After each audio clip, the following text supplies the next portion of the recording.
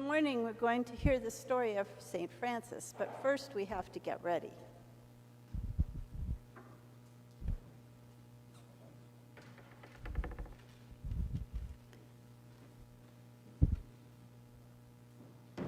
We need an easel to tell our story.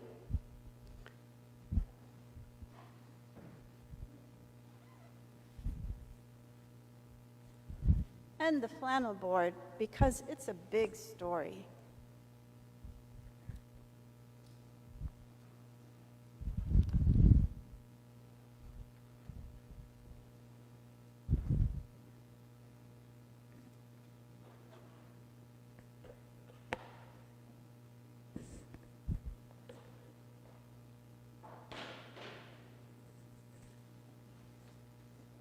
This is the story of St. Francis.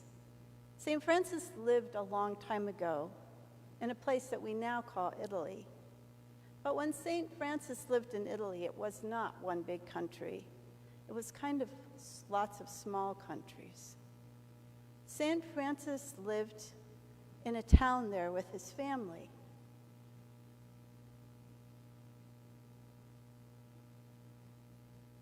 His family had lots of money. His father was a trader, and he was able to get beautiful clothes for Francis that Francis loved to wear.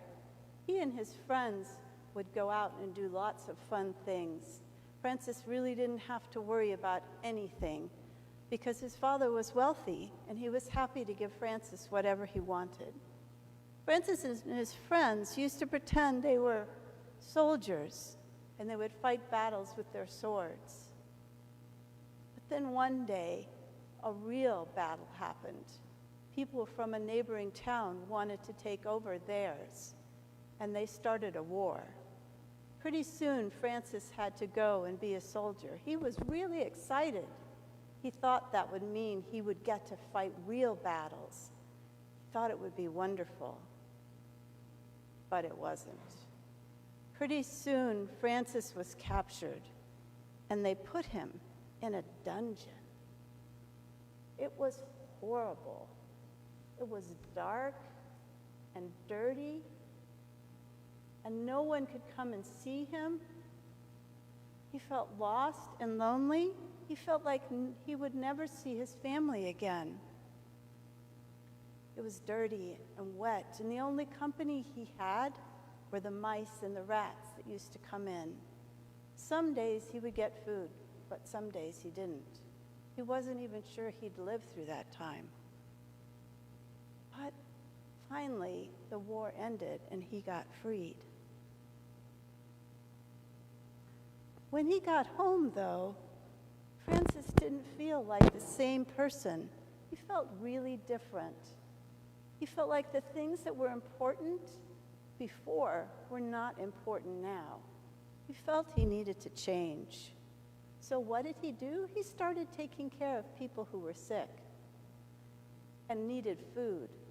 And he decided to use a bunch of his father's money for that food. His father wasn't happy. He had a big argument with Francis and said to Francis, "You need to stop this. It's not okay." But Francis went to the center of the town and he said, "I have to do what God is calling me to do." And he took off all his clothes in the center of town and said, "I am going to do something different. You don't have to worry about me anymore." So he started wearing a brown, rough cloak everywhere he went for the rest of his life. Sometimes he wore shoes, but most of the time he didn't. He lived in an old church that he tried to fix up. He spent a lot of time in the countryside, and he started talking to the animals. First, he used to talk to the birds. They would come around Francis, and they would listen to him as he told his stories. He told them about the war. He told them about God.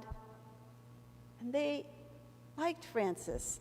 And funny, they used to stay. And some of them would even come and perch on his arms. Then Frances started talking with other animals. And pretty soon, animals came from everywhere because Frances was so gentle and kind. There were dogs and horses and rabbits. They all loved Frances, even a skunk. There's a story that Frances talked to a wolf who was trying to eat the people in a town.